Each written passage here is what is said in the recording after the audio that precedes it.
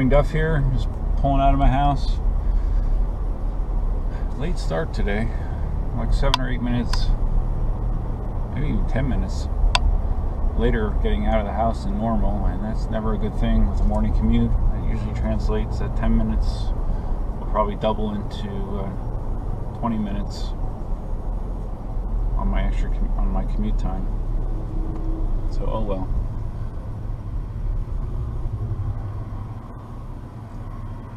So last night, I completed up my Tacoma transaction. I think I talked about, I did the other day. I did talk about the truck selling quickly, which it did, but there was a little hiccup on the when we went to do the paperwork. The guy that bought the truck came to my office and he had the cash for the truck, but he told me that I guess there was a check that he was waiting to clear at his credit union for some work that he did, and it hadn't cleared yet, so he was worried about having enough money to pay for the transfer and the taxes and all that kind of stuff. So when we went into the office, he said that he was going to just do the title and the taxes and then get the plate the following day, because he didn't even bring his insurance information with him. So you can't, in Florida, you can't transfer the vehicle unless you show proof of insurance. So the clerk ran up just the title transfer and the taxes, and it came to like $250 some bucks.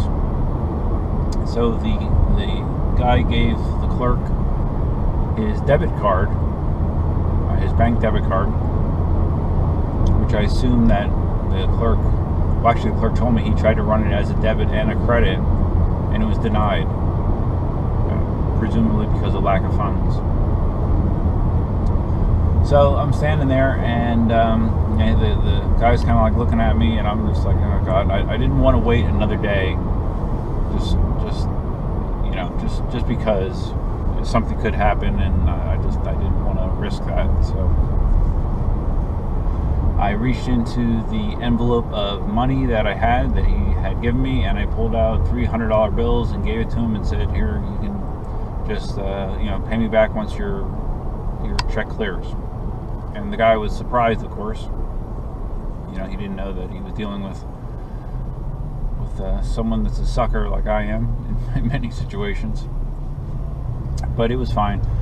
And first of all, I trusted the guy. He seemed like an honest guy. And second of all, even if for some reason he would not pay me back, I was still getting a good dollar for the truck. The $250 wasn't going to make or break me. So gave him the money. We paid for the title and the taxes on the 99 Tacoma, and then he actually I drove the 99 Tacoma up to his father's place since he didn't have a plate. I drove up there with my plate, and then he drove me back to the office. And the plan was for him to drop off the rest of the money last night after the check cleared from the bank. So during the day, I was a little concerned, just because I've had situations. I have a long track record of being overly trusting in situations that some people might find foolish, and in retrospect, sometimes it has been foolish. But anyways, I didn't want this to be another example of that, and I just texted him a couple times during the day, just checking in, making sure everything was good. And it turned out that it was. He showed up at home yesterday at my house a little after 6 o'clock, money in hand, said he loves the truck. He got the plate handled during the day today, so he was actually driving the Tacoma, which was a little weird. But he said he loves the truck and handed me the money, and that was that. So it all worked out just as I hoped it would. Everything's taken care of. And now I get to go back to the credit union to deposit the rest of the money. So it's all a good thing. All ends well that begins well. That's not the right. That's not the right saying, but oh well. But anyways, like I was saying, yeah, I've done some silly things with trusting people over the years. Remember one time, I was selling. What was I selling? An 87 Firebird. I was selling. I already had another car, and what was the guy's name? Smokey or something like that. This was up in Pennsylvania. He came to look at the car and he liked it, but he said he was in a really tough spot. That he needed a car right away, but he didn't have the money or something quite yet to pay for it. And somehow or another, all the details are not clear to me at this point because it was a long time ago, but I actually lent him the car. That it was still my car.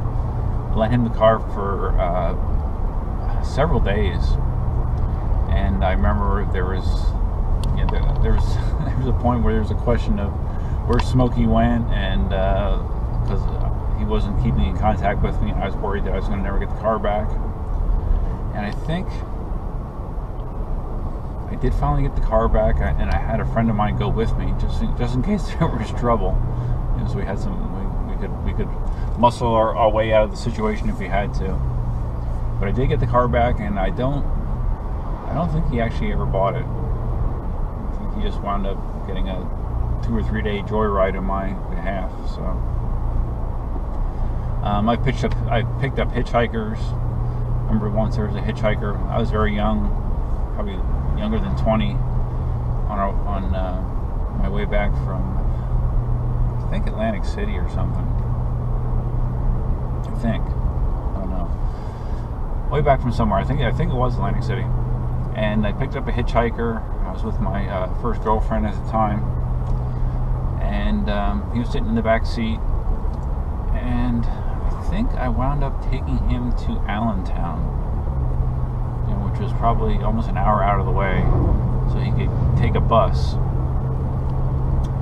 And again, he seemed like a nice guy, but during the conversation, somehow it came up that he had a knife on his possession. He didn't say it in a threatening way. It was just like a matter-of-fact thing that came out during the conversation, and so that was kind of weird.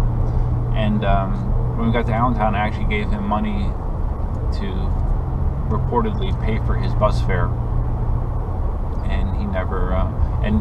He said that he would pay me back. Again, it seemed like an honest guy. He actually asked for my address. I remember writing it down, giving it to him, and but he never did pay me back that money. It might have been, I don't know, $30. Not a lot of money, but that time it didn't work out. And I'm trying to think of the most recent time. Actually, there was a couple times on our road trip that we just took this past summer, when Cindy and I went out west. When I got my drone, I had my drone incident. But there's two incidents. The first one was we were in some town. It was in the middle of the country. I don't remember what state it was. And we were stopping for our normal Dunkin' Donuts coffee fill up in the morning, and there was some guy that came stumbling across the lot as we were going in, and he looked like he either was drunk or on drugs. He's all disheveled, dirty. He looked all kinds of screwed up. And of course, he asked me for money. There's something about me that I don't know what it is. I have an aura that must be that must say, "Hey, ask me for money," because I'm compassionate.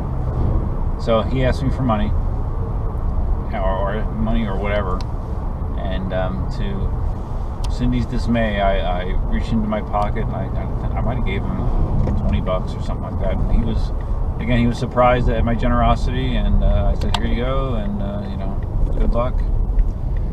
And that was that. Cindy said that he probably went and bought some more drugs with it, but I like to think that maybe he actually got breakfast, or I don't know, did something good with it to better his life. And then when we went to Vegas, when we pulled into the parking lot of the Stratus, the parking garage of the Stratus. We just had parked, and some guy that had been down the aisle a little bit on his phone hung up the phone and gave me a story about how he has a flat tire on his truck, and he was just on the phone with a tire place or that does like roadside repairs or whatever, and the repair was going to cost like, I don't know, again, maybe $20 more than what he had left. And he asked if there was any way that I could give him the money to cover that difference so he could, get his truck fixed and be back on the road. And I gave it to him. And again, Cindy thought it was a stupid thing. She thought the guy was lying, and he very well may have. But if he wasn't, that meant that I helped him out, and if he was lying, that means he scammed me. So, but in the big picture, it didn't affect my life in a negative way. So, taking the chance that he was actually a person in need, it didn't bother me to give him that money. So, well, like I said, anyways, I have a long history of that kind of stuff. Some might look at it as a personality flaw. Some people might look at it as an attribute. Whatever. It's just the way I am.